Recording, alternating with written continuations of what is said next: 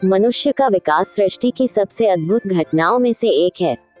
करोड़ों वर्ष पूर्व जब पृथ्वी पर जीवन का आरंभ हुआ तब जल, वायु, अग्नि और आकाश जैसे मूलभूत तत्वों ने जीवों को जन्म दिया।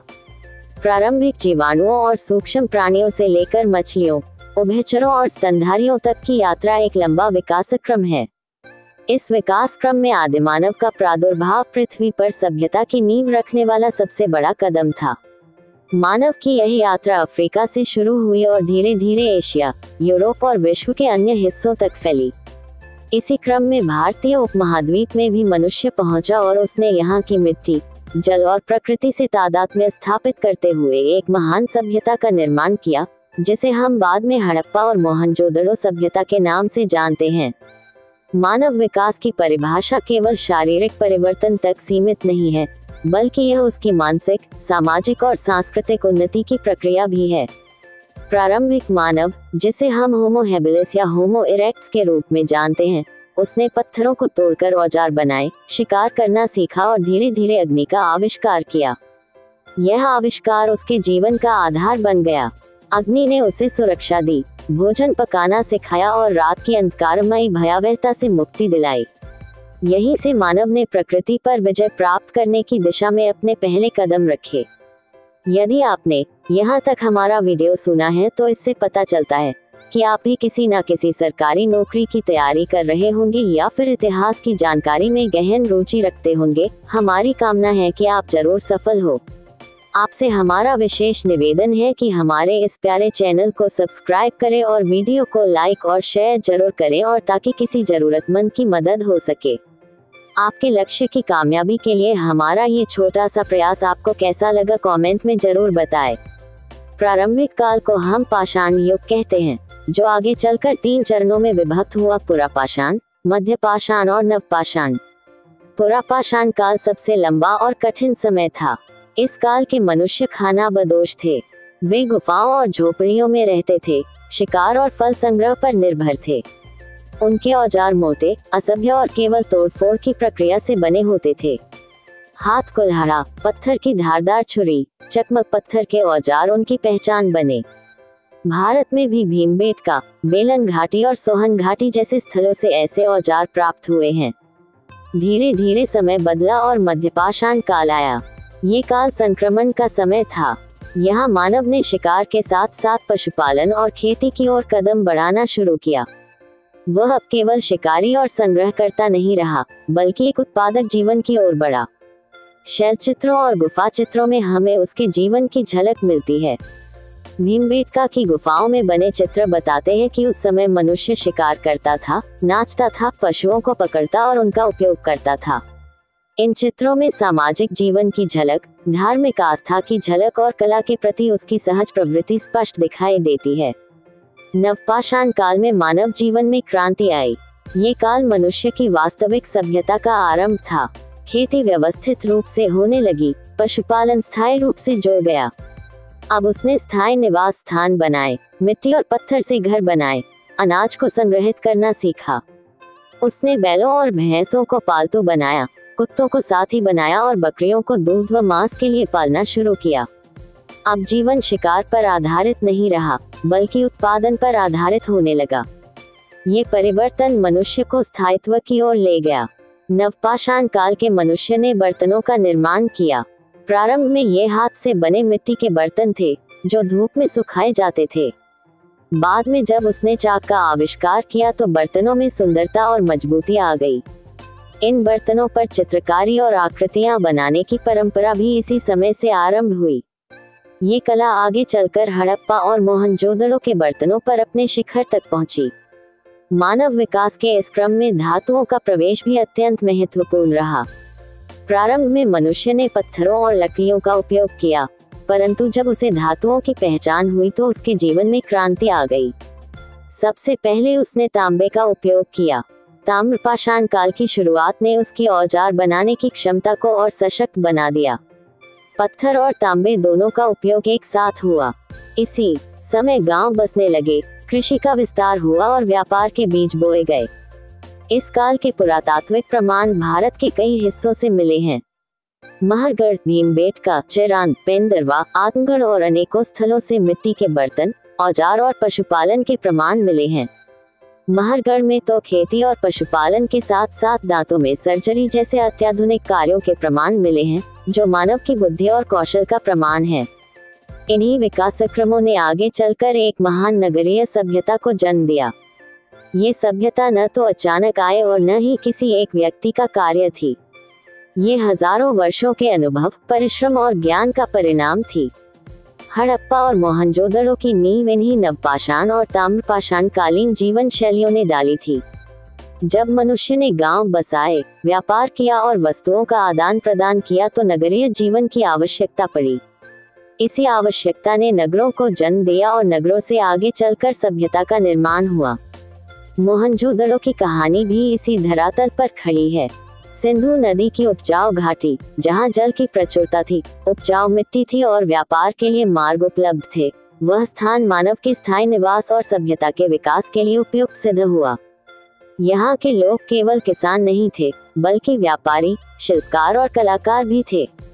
उन्होंने अपने अनुभव और परिश्रम से विश्व की सबसे प्राचीन नगरीय सभ्यताओं में से एक का निर्माण किया।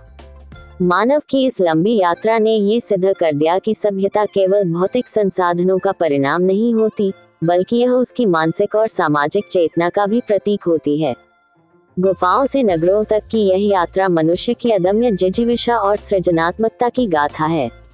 इस स्थल की खोज और उत्खनन का क्रम, मोहनजोदड़ो की आधुनिक खोज 1919-1922 के दशक में R.D. बैनर्जी ने की। उन्होंने पहले इसे एक बौद्ध स्तूप समझा, परंतु वहां मिले पत्थर आवृत औजारों और एंटीकृतियों ने संकेत दिया कि यह बहुत प्राचीन सभ्यता के अवशेष हैं। इस खोज के बाद व्यापक उत्खनन कार्यों का क्रम आरंभ हुआ।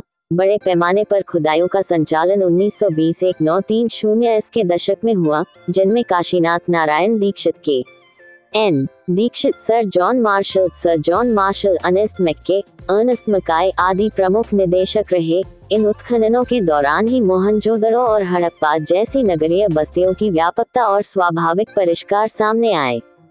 मोहनजोदड़ो का कालक्रम और विकास पड़ते आधुनिक पुरातत्व और रेडियोकार्बन अन्य विधियों के संयोजन से माना जाता है कि इंस वैली हड़प्पा सभ्यता का आरंभिक पूर्व हड़प्पा चरण लगभग 3300 ई.पू. के आसपास है। इसका पूर्ण परिष्कृत या मैच्योर हड़प्पन चरण लगभग 2600-1900 ई.पू. के मध्य आता है और लुप्त अंतिम चरण 191300 ई.पू. के बीच फैला दिखता है।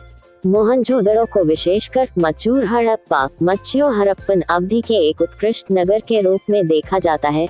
इस समय में इसकी योजनाबद्ध सड़क जाल, सार्वजनिक स्नानागार, ग्रेट बाथ, नालियों का जाल और ईंट वास्तुकला स्पष्ट रूप से विकसित थे। नगरीय योजना, जल वितरण और सार्वजनिक संरचनाएं। मोहनजोदड़ो की नक्शेबंदी आश्चर्यजनक है। शहर को सामान्यतः सिटेडल, उच्च भूमि पर स्थित सार्वजनिक, धार्मिक, प्रशासनिक कक्ष और लोअर सिटी, निवास क्षेत्र में विभाजित किया गया था। घरों में कुएं, निजी स्नानागार और आंतरिक आंगन मिले।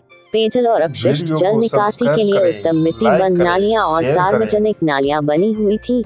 ये दिखाता है कि नगर के नियोजन में स्वच्छता, जल प्रबंधन और सामुदायिक सुविधाओं पर विशेष बल दिया गया था। ग्रेट बाथ, एक पक्की संरचना जो बताती है सार्वजनिक, धार्मिक, सामाजिक समारोहों के लिए अधोसंरचना मौजूद थी, आदि इस सभ्यता की तकनीकी विकास क्षमता का प्रमाण है। आर्थिक आधार कृषि, पशुपालन, व्यापार और शिल्प। मोहनजोदड़ो का जीविका अधिकांशतः कृषि पर आधारित था। गेहूं, जौ, बाजरा और स्थानीय अनाज की खेती होती थी। साथ ही कपास की खेती और सूत उद्योग के संकेत मिले। इम्पोर्टेंट बात यह है कि हड़प्पा सभ्यता कपास विनिर्माण में अग्रणी थी और कपास के वस्त्रों के प्रमाण मिले हैं। पशुपालन, गाय, भैंस, बकरी, भेड़ और शिकार संग्रह भी जीवन का हिस्सा थे। व्यापार व्यवसाय का जाल भी व्यापक था। स्थानीय वस्तुओं के साथ साथ लंबी दूरी के व्यापार के प्रमाण मेसोपोटामिया, फारस की खाड़ी के तटीय भागों से व्यापारिक संबंध मोहनजोदड़ो को एक वाणिज्यिक केंद्र बनाते हैं। सीप, गोमेद, शीशे, तांबे के बर्तन और शिलापट्टिकाओं में बने मुहर टाइप चिन्ह इसके व्यापारिक लेन देनों के प्रमाण हैं।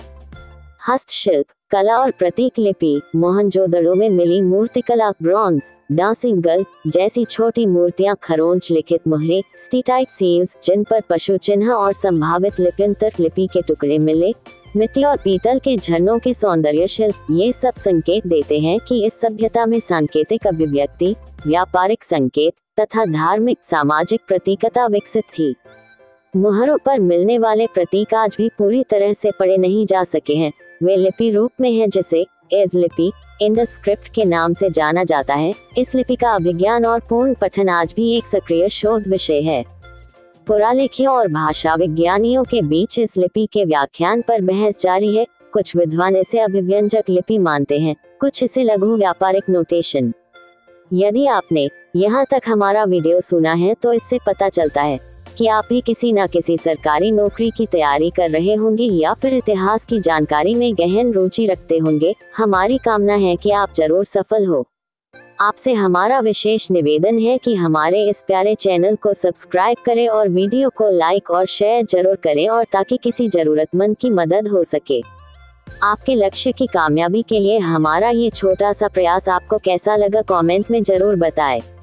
धर्म, प्रतीकवाद और सामाजिक संरचना। मोहनजोदड़ो से मिले कुछ प्रतिमा टुकड़े, मसलन एक दाढ़ी वाले मानव प्रतिमा अथवा प्रटन रेखा वाली मूर्तियां तथा पशु चित्र और मूर्तियां दर्शाती हैं कि यहाँ धार्मिक या प्रतीकात्मक अभ्यास थे, परंतु कोई बड़े स्तर के मंदिरों के स्पष्ट प्रमाण नहीं मिले। ग्रेट बात पर कुछ विद्वान निहित रूप से शुद्धिकरण, स्नान संबंधी अनुष्ठानों का अनुमान लगाते हैं, यानी सामुदायिक धार्मिक क्रियाएं अनुष्ठान संभवतः संरचित रूप में अस्तित्व में थी। सामाजिक विभाजन, विशेषकर शिल्पकार, व्यापारियों और कृषकों जैसा विभाजन निश्चित रूप से था, परंतु हमें जो सामाजिक राजनीतिक संरचना दिखती है वह कम से कम उत्खनन से किसी भारी भरकम राजसी पिरामिड या महल व्यवस्था का स्पष्ट संकेत नहीं देती। इसका अर्थ ये हो सकता है कि वहाँ का प्रशासन और सामाजिक समन्वय अन्य प्रकार से, संभवतः नगर संघ, सामुदायिक नेतृत्व या एक प्रकार के सिंगल अथवा संयुक्त प्रशासकीय निकाय के माध्यम से कार्यरत था। इन्हीं बिंदुओं पर विद्वान मतभेद रखते हैं। नीचे विद्वानों के विचार दिए गए हैं। धातु उपयोग और धातु कला। मोहनजोदड़ो और इन हड़प्पा स्थलों से जो प्रमुख धातुएं मिली वे मुख्यतः तांबा, कॉपर, तांबे से बने मिश्र, ब्रॉन्ज, सोना, चांदी और किसी हद तक निकोप तत्व जैसे कि सीसा, लीड इत्यादि हैं। लोहे आयन का व्यापक उपयोग हड़प्पा अवधि में प्रमाणित नहीं है। यद्यपि कुछ लौह वस्तुएं मिली हैं, परंतु उनकी उत्पत्ति और निर्माण प्रक्रिया स्मेल्टेड आयन या प्राकृतिक लौह पत्थर पर बहस है। कुल मिलाकर हड़प्पा सभ्यता की धातु कुशलता विशेषकर तांबा ब्रॉन्ज कला में तीव्र थी। ये सभ्यता ब्रांसकालीन, ब्रॉन्ज एज थी। प्रमुख उत्खनन और शोधकर्ता, उनके निष्कर्ष और मतभेद। R.D. बैनर्जी ने मोहनजोदड़ो की आधुनिक पहचान की और 1920 के उद्भव के बाद काशीनाथ नारायण दीक्षित तथा सर जॉन मार्शल जैसे अधिकारियों के नेतृत्व में बड़े उत्खनन हुए। जॉन मार्शल के निर्देशन में हुए उत्खननों ने हड़प्पा संस्कृति की व्यापकता और सुसंगठित नगर रूपरेखा को उजागर किया। बाद के विश्लेषणों में अर्नेस्ट मैक्के, सर मॉर्टिमर व्हीलर इत्यादि ने खुदाइयों और संरक्षित सामग्रियों का अध्ययन किया। आधुनिक युग में संग्रहालयों, माइक्रो अर्थशास्त्रिक विधाओं, रेडियो कार्बन डेटिंग और भू आकृतिक अध्ययनों के जरिए इन पुरातत्विक निष्कर्षों को और सुस्पष्ट बनाया गया। परंतु विद्वानों में कुछ बिंदुओं पर मतभेद भी रहे। उदाहरणार्थ, सभ्यता के पतन के कारणों, जलवायु परिवर्तन, नदियों की मार्ग परिवर्तन, व्यापार मार्गों का बदलना, आंतरिक सामाजिक अस्थिरता पर विभिन्न सिद्धांत दिए गए हैं। पाषाणकालीन संदर्भ और गुफा चित्र। भीमबेटका आदि। मोहनजोदड़ो सीधे तौर पर पाषाणकालीन गुफा चित्रों से संबंधित नहीं है, परंतु भारतीय उपमहाद्वीप में मानव समूहों के सांस्कृतिक विकास के दीर्घकालिक संदर्भ को समझने के लिए भीमबेटका रॉक शेल्टर्स जैसे स्थलों का अध्ययन आवश्यक है। यहाँ की गुफा चित्रकला 10,000 ईसा से लेकर बाद के हजारों वर्षों तक की है और वे मानव समुदाय के शिकार, नृत्य, आदिवासी जीवन तथा प्रतीकात्मक भावना की स्पष्ट झलक देती हैं। इन प्रागैतिहासिक चित्रों और हड़प्पा युग के शिल्प, मूर्ति के बीच समय व्यतिक्रम और सांस्कृतिक विकास के चरणों का संबंध अध्ययन लायक है। भीमबेटका जैसे चित्र ये सिखाते हैं कि भारत में कला परंपरा की जड़ें बहुत प्राचीन हैं। वे शिकार, मानवायोजन और समुदाय अनुष्ठान की कल्पनाओं को दर्शाती हैं। मुख्य स्थलों का संक्षेप विवरण। मोहनजोदड़ो अब पाकिस्तान के सिंध प्रांत में के अतिरिक्त हड़प्पा पाकिस्तान, लोथल गुजरात, धोलावीरा गुजरात, कच्छ, रंगपुर पंजाब पाकिस्तान आदि प्रमुख हड़प्पा कालीन स्थल हैं। हर स्थल ने कुछ न कुछ विशिष्टता दी है। धोलावीरा में जल उपाय और जलाशयों का बेहतर उदाहरण मिलता है। लोथल एक संभावित समुद्री बंदरगाह केंद्र माना जाता है। धोलावीरा की स्थापत्य अनुपात, बड़े पत्थर खंड, ईंटों के अनुपात और विशिष्ट जल संरचनाएं प्रशंसनीय हैं। सभ्यता के पतन के पहलू, विध्वंस या रूपांतरण। मोहनजोदड़ो और समूची इन सभ्यता के पतन पर कई सिद्धांत विकसित हुए। जलवायु परिवर्तन, सूखे, वृष्टि विन्यास में परिवर्तन, नदियों का मार्ग परिवर्तन, विशेषकर सरस्वती नदी के सूखने, मार्ग बदलने के विचार, आंतरिक आर्थिक सामाजिक असंतुलन तथा संभवतः बाह्य हमले आक्रमण। परंतु आधुनिक बहुविषयक शोध इनमें से किसी एक कारण को निर्णायक नहीं मानता। संभवतः ये कारणों का सम्मिश्र प्रभाव था जो धीरे धीरे नगर समूहों को छोटे कृषि देहाती समुदायों में विखंडित कर गया। ये भी संभव है कि कई हड़प्पा स्थल आंशिक रूप से परित्यक्त हुए और कुछ नए सांस्कृतिक रूपों ने पुराने को क्रमिक रूप से विस्थापित किया। विद्वानों के विशेष मत सारांश। कुछ प्रमुख विद्वान sir John Marshall, Ernest Mackay, Rakhaldas Banerjee ने उत्खनन और शुरुआती व्याख्याएं दी। बाद में मॉर्टिमर व्हीलर ने शहरीता और योजनाबद्धता पर टिप्पणी की। आधुनिक युग के शोधकर्ता जैसे कि कुछ वास्तु पुरातत्वज्ञानियों, भूजल विशेषज्ञ और जैव प्रौद्योगिकी के अनुसंधानकर्ता ने जलवायु और पर्यावरणीय कारणों पर जोर दिया। भाषाविद और पुरालेख शास्त्री एपिग्राफिस्ट्स ने इंडस लिपि का अध्ययन किया है, परंतु इसका पूर्ण अनुवाद अभी तक संभव नहीं हुआ। इसीलिए सामाजिक संरचना और धार्मिक प्रवृत्तियों पर हमारे निष्कर्ष अक्सर अन्वेषणात्मक और आंशिक रहते हैं। किस गुफा से क्या क्या प्राप्त हुआ? शैल चित्र और पाषाण काल के प्रमाण। भिमबेटका से मिले शैल चित्रों कोडित कालक्रम अनुसार ने कई कालीन जीवन दृश्यों का प्रमाण दिया। उच्च पाषाणकालीन नृत्य, शिकार के दृश्य, मध्यम नवपाषाण काल के कृषि प्रवृत्तियां तथा पशुपालन, सामुदायिक घटनाओं के दृश्य। मोहनजोदड़ो की खुदाइयों से मिली छोटी मूर्तियां, मुहरे, कंगन, बर्तन तथा ऊन कपास के अवशेष दर्शाते हैं कि वहां के लोग उतनी ही पद्धति से शिल्प और छपाई में निपुण थे। ये भी महत्वपूर्ण है कि पाषाणकालीन गुफा चित्रों और हड़प्पा युग की मूर्तिकला के बीच तकनीक और विषय वस्तु में क्रमिक परिवर्तन दिखाई देता है, परंतु दोनों का प्रत्यक्ष संबंध यानी कि एक ने दूसरे को प्रतिलिपि किया कठोर प्रमाणों के अभाव में विवादास्पद है। शोध विधियां और आधुनिक तकनीकें जो निष्कर्षों को पुष्ट करती हैं। रेडियो कार्बन डेटिंग, स्तरीय विश्लेषण, स्ट्रैटिग्राफी, सामग्री रसायन, मटेरियल केमिस्ट्री, माइक्रोस्कोपिक फाइबर जांच, कपास, वस्त्र के अवशेष तथा जीआईएस, उपग्रह छवियां, एरियल, सैटेलाइट इमेजरी, इन सभी ने मोहनजोदड़ो और इन स्थलों के कालक्रम और नगर रचना को समझने में महत्वपूर्ण भूमिका निभाई है। उपग्रह इमेजिंग से न केवल शहरों का पैटर्न समझा, बल्कि नदी मार्गों और प्राचीन नदी नालियों के इंडिकेशंस भी मिले।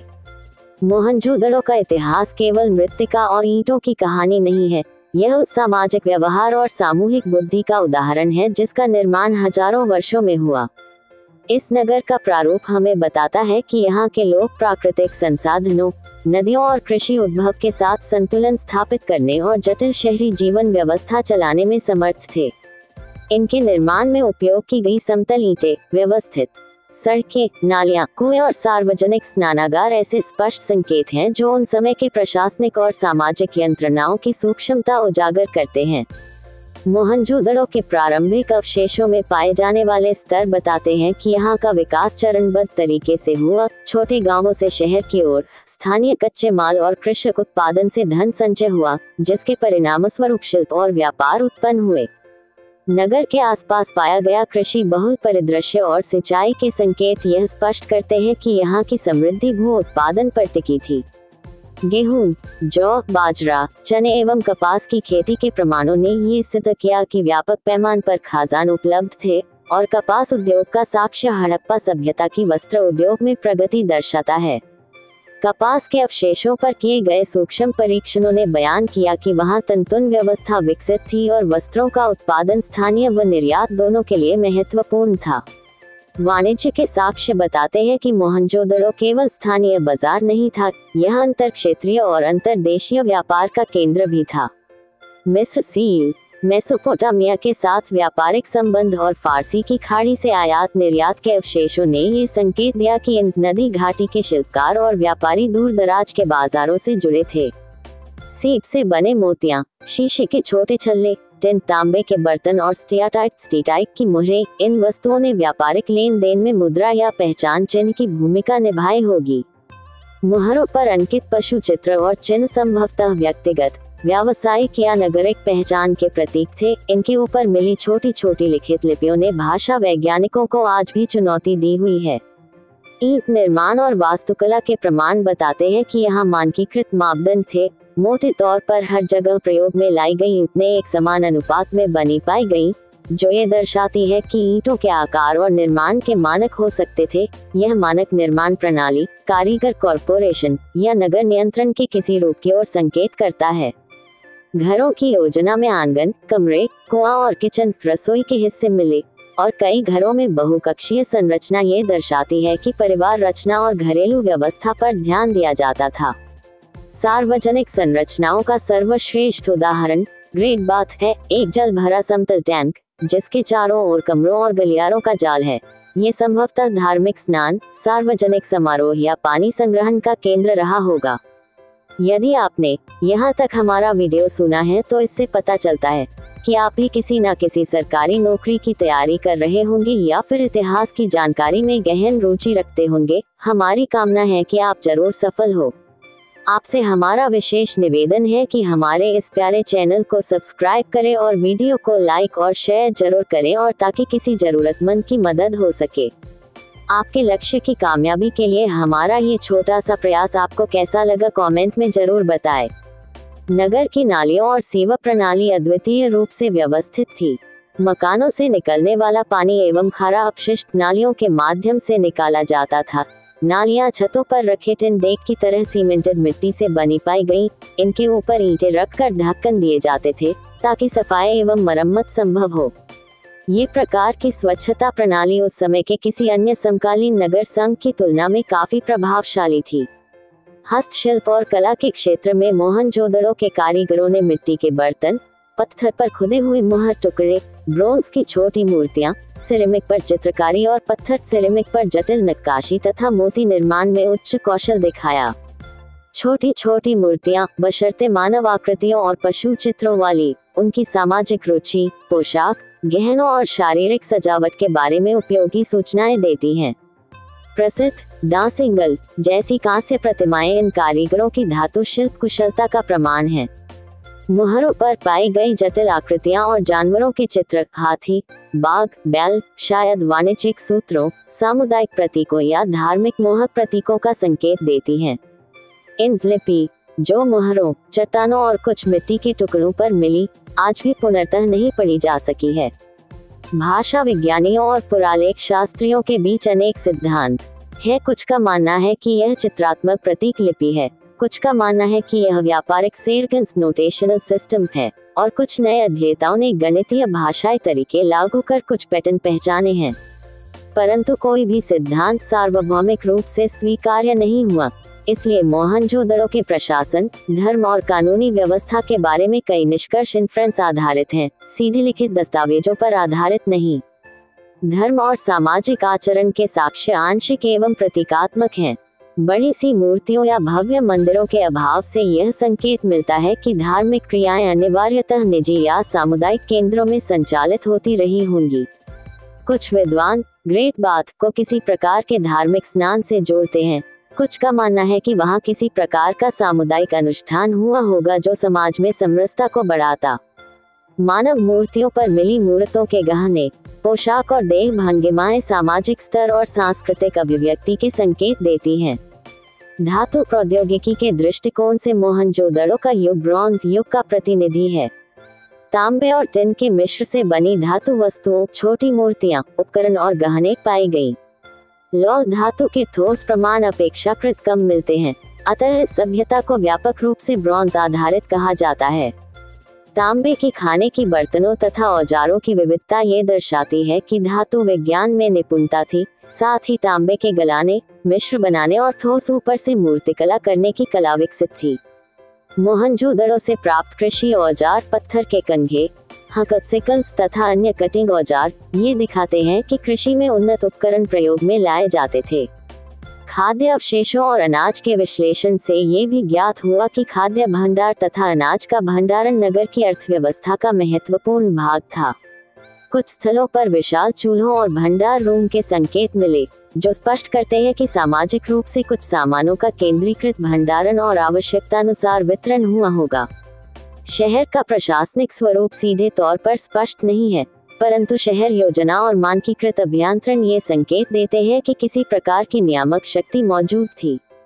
ये शक्ति राजा प्रधान हो सकती थी, परंतु उतनी स्पष्ट राजसी चेतना के प्रमाण मौजूद नहीं है जितना कि मिस्र या मेसोपोटामिया के समकालीन सभ्यताओं में दिखता है।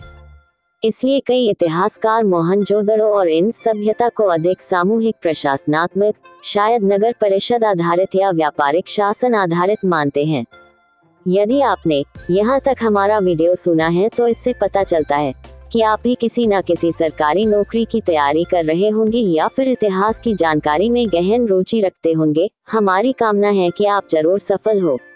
आपसे हमारा विशेष निवेदन है कि हमारे इस प्यारे चैनल को सब्सक्राइब करें और वीडियो को लाइक और शेयर जरूर करें, और ताकि किसी जरूरतमंद की मदद हो सके। आपके लक्ष्य की कामयाबी के लिए हमारा ये छोटा सा प्रयास आपको कैसा लगा कमेंट में जरूर बताएं। मोहनजोदड़ो के पतन के कारणों के बारे में विद्वानों ने अनेक सिद्धांत प्रस्तावित किए हैं। इनमें से एक प्रमुख सिद्धांत जलवायु परिवर्तन और नदियों के मार्ग परिवर्तन का है। विशेषकर सरस्वती घाघर हक्कर धाराओं के सूखने, मार्ग बदलने से सिंचाई और कृषि प्रभावित हुई होगी, जिससे आर्थिक गिरावट आई होगी। दूसरा सिद्धांत युद्ध और आक्रमण का है, परंतु बाहरी आक्रमण के ठोस अवशेष जैसे बड़े पैमाने पर विनाश के चिन्ह अपेक्षाकृत कम पाए गए। तीसरा सिद्धांत रोग और महामारी का भी है, जो जनसंख्या को घटाकर सामाजिक संरचना को कमजोर कर सकता है। चौथा सिद्धांत आंतरिक सामाजिक आर्थिक असंतुलन और व्यापार मार्गों के परिवर्तन का है। जब वाणिज्य के मार्ग बदलते हैं तो शहरों का आर्थिक आधार कमजोर पड़ जाता है।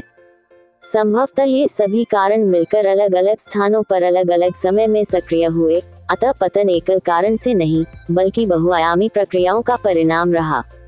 पाषाणकालीन गुफा चित्रों और पुरापाषाण संदर्भों का संबंध समझने के लिए हमें ये देखना होगा कि भारतीय उपमहाद्वीप में मानव समाज ने किस तरह से शिकार आश्रित जीवन शैली से खेती और स्थायी बस्तियों की ओर संक्रमण किया। भिमबेटका जैसे शैलाशियों के चित्र, जिनकी रेखाएं और आकृतियां प्रारंभिक मानव की दैनिक गतिविधियों, शिकार, नृत्य, सामाजिक रीतियां का द्योतक हैं, ये सूचित करते हैं कि कला और प्रतीक व्यक्तीकरण की परंपरा बहुत पुरानी है। परंतु यहाँ से लेकर मुग्धावस्था के नगर हड़प्पा और मोहनजोदड़ो तक पहुँचने में हजारों सालों का विकास और बहुत सी तकनीकी सामाजिक प्रगति हुई। इस विकास के प्रति परीक्षा के दृष्टिकोण से यह आवश्यक है कि छात्र समय रेखा टाइमलाइन के साथ यह समझे कि कैसे प्रागैतिहासिक शोष उपजीविका रूपों से कृषि क्रांति आई और फिर किस तरह से कृषि समृद्धि ने स्थायी नगरों को संभव बनाया। अनेक प्रमुख विद्वानों के मतों का संक्षेप उस तथ्य को समझने में मदद करता है कि कैसे ऐतिहासिक व्याख्याएं समय के साथ परिवर्तित हुई। R.D. बैनर्जी ने मोहनजोदड़ो की आधुनिक पहचान प्रस्तुत की। सर जॉन मार्शल ने व्यापक उत्खनन और प्रारंभिक संस्कृति परिभाषा दी। अर्नेस्ट मैक्के ने स्थापत्य और मुहरों पर कार्य किया। मॉर्टिमर ने आयुध और साम्राज्य निर्माण के प्रश्न उठाए। आधुनिक पुरातत्वीय विधाओं के अध्येताओं ने रेडियो कार्बन डेटिंग, सामग्री विज्ञान, पर्यावरण विज्ञान और उपग्रह चित्रों के माध्यम से हमारे ज्ञान को जमीनी और परिशोधित किया। हर दशक के साथ नए नए वैज्ञानिक तरीकों ने पहले के सिद्धांतों की पुष्टि या खंडन किया है। इसलिए इतिहास पर आधारित निष्कर्ष हमेशा परिकल्पनात्मक रूप से खुले और परीक्षण योग्य रहते हैं। मोहनजोदड़ो हड़प्पा सभ्यता का महत्वपूर्ण केंद्र एक ऐसी सभ्यता थी जो नगर नियोजन, स्वच्छता विस्तार, वाणिज्य नौकायन और कला शिल्प में अग्रणी थी। इसका उद्भव कई सह कारकों से संभव हुआ। स्थानीय कृषि समर्थन, नदी स्रोतों की उपस्थिति और लंबी दूरी के व्यापार से समृद्धि। इसका पतन भी बहु कारणों का परिणाम रहा होगा। मोहनजोदड़ो का अध्ययन केवल पुरातात्विक अभिलेखों का अध्ययन नहीं है, यह उन प्राचीन मानव निर्णयों, सामुदायिक व्यवस्थाओं और पर्यावरणीय अनुकूलन के तरीकों का अध्ययन है, जिनसे आधुनिक समाज भी संकेत ग्रहण कर सकता है। मोहनजोदड़ो के अध्ययन का सबसे बड़ा उपहार यह है कि यह हमें शहरी जीवन की उन निजी एवं सार्वजनिक तकनीकों के बारे में बताता है जो आज भी प्रासंगिक हैं: स्वच्छता, जल व्यवस्था, नियोजित आवास और सामुदायिक संरचना। मोहनजोदड़ो की दृष्टि से हम ये सीखते हैं कि मानव समुदायों ने पर्यावरणीय और आर्थिक चुनौतियों का सामना कैसे किया तथा कैसे सामूहिक रणनीतियां और तकनीकी नवीनता द्वारा जीवन मानक को बेहतर किया जा सकता है।